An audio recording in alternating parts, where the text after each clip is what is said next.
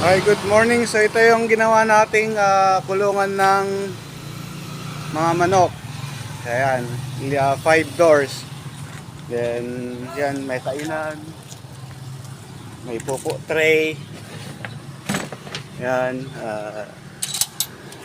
maganda yung lock. Yan. Tapos long span yung bubong. May insulation foam. So may harang dito para hindi matuka yung insulation foam. Yan. So yan yung ano natin. So yung may gusto, pwedeng bisitahin dito sa pwesto ko, makita nyo to. Yan.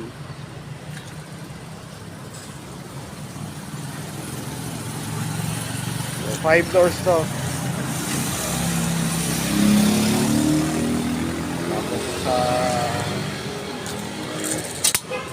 Yan yung kwarto niya. So ang haba nito is 8 feet.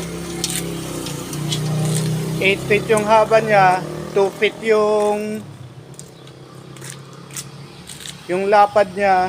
Tapos 2 feet yung taas hanggang dito, tapos 2 feet yung paa. May pupo tray na 4. Sakto yung 4 dito na 2x2 na pupo tray. Yan. Tapos makakapal yung ano nito, bakal nito. Ang nilagay natin dito na ano, yung itong nakataob is 1/4 na ano na angle bar, 1/4 by 1. Tapos yung mga ano niya, yung poste niya is 1/4 and by 1 and 1/2. Tapos yung mga ano niya dito is 3/16 ang mato. Kasi ito naman yung lagi nasisira sa kulungan. So yan. Tapos yung steel matting natin, yung number 6 to. So medyo makapal siya. Tapos naka-cylindrical. Yan. Tapos removable yung ano niya, yung anong tawag dito, divider niya.